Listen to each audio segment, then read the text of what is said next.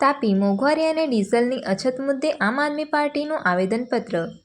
તાપી જિલ્લામાંથી એક મહત્વના સમાચાર મળી રહ્યા છે. ગુજરાતમાં પ્રવર્તી અસહ્ય મોંઘવારી અને ડીઝલની તીવ્ર અછતના વિરોધમાં આજે આમ આદમી પાર્ટી તાપી દ્વારા જિલ્લા કલેક્ટર મારફતે રાજ્યના મુખ્યમંત્રીને આવેદનપત્ર પાઠવવામાં આવ્યું છે. આપના જિલ્લા પ્રમુખ શ્રી મહેન્દ્રભાઈ ગામિતની આગેવાનીમાં અપાયેલ આ પત્રમાં ખેડૂતો, ટ્રાન્સપોર્ટરો અને સામાન્ય નાગરિકોની વ્યથા રજૂ કરવામાં આવી છે. પત્રમાં જણાવ્યું છે કે ડીઝલ ન મળવાના કારણે વાવણીના સમયે ખેડૂતોના ટ્રેક્ટરો થંભી ગયા છે અને હાઈવે પર માલવાહક વાહનો અટવાઈ પડ્યા છે. ટ્રાન્સપોર્ટ ભાડા વધવાથી શાકભાજી, દૂધ અને અનાજ જેવી રોજિંદી વસ્તુઓ સામાન્ય માણસની પહોંચની બહાર જઈ રહી છે. પાર્ટીની મુખ્ય માંગણીઓ: ખેડૂતો માટે ગ્રામ્ય વિસ્તારના પંપો પર ડીઝલનો વિશેષ અનામત ક્વોટા નક્કી કરવામાં આવે. ખેડૂતો માટે ખાતરના વધેલા ભાવ તાત્કાલિક પાછા ખેંચવામાં આવે. રાજ્ય અને કેન્દ્ર સરકાર ઈંધણ પરનો વેટ અને સેસ ઘટાડીને ભાવ કાબૂમાં લે. કાળાબજારી અને સંગ્રહખોરી રોકવા માટે દરેક જિલ્લા સ્તરે પ્રાઇસ કંટ્રોલ અને મોનિટરિંગ સ્ક્વોડની રચના કરાય.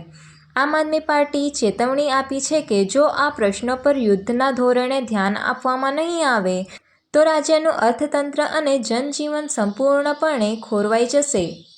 જય આદિવાસી. આજ રોજ આમ આદમી પાર્ટી દ્વારા જિલ્લા કલેક્ટર શ્રીને આવેદનપત્ર આપવામાં આવ્યું અને જિલ્લા કલેક્ટર શ્રી દ્વારા માનનીય મુખ્યમંત્રીને જે રાજ્યમાં પ્રવર્તી અસહ્ય મોંઘવારી અને ડીઝલની તીવ્ર અછતથી પીડાતા ખેડૂતો, ટ્રાન્સપોર્ટરો અને સામાન્ય નાગરિકોના પ્રશ્નોને કાયમી નિરાકરણ માટે આજરોજ તાપી જિલ્લા આમ આદમી પાર્ટી વતી આવેદનપત્ર આપવામાં આવ્યું. પેટ્રોલ ડીઝલના વધારાથી ખેડૂતોને શું અસર થઈ? પેટ્રોલ ડીઝલના વધારાથી જે ખેડૂતો ડીઝલનો ઉપયોગ કરે છે એ લોકોને ખેતીમાં થોડુંક એ લોકોને વધારે પડતું આપણે મોંઘવારીનો સામનો કરવો પડે છે અને પ્લસ જે મશીનો ખેતરોમાં હોય છે એને કારબામાં ડીઝલ લઈ જવા માટે પેટ્રોલ પંપ પરથી ડીઝલ નથી આપતા. એ બાબતે પ્રશાસને ધ્યાન આપવું જોઈએ. જય હિન્દ. હું સૈના ગામિત. આજ રોજ સમગ્ર દેશમાં જે પેટ્રોલ ડીઝલની તંગીને લીધે રોજિંદા જીવનની બાબતો પર ઘણી જ ગંભીર અસર પડી છે. ત્યારે હું કહેવા માગું છું કે આજે સામે ચોમાસું આવી રહ્યું હોય અને ડીઝલની તંગી હોય, ખેડૂતોની એકમાત્ર ખેતી પર આધારિત લોકો ભારતમાં છે, ત્યારે સરકારને અમે કહેવા માંગીએ છીએ આજે પેટ્રોલ અને ડીઝલ જે યુદ્ધના લીધે એની અસર કહેવામાં આવે છે, ત્યારે અમે કહેવા માંગીએ છીએ કે જ્યારે દૂધ તો ભારત દેશમાં જ ઉત્પાદન થતું હોય એના પણ ભાવ વધ્યા છે.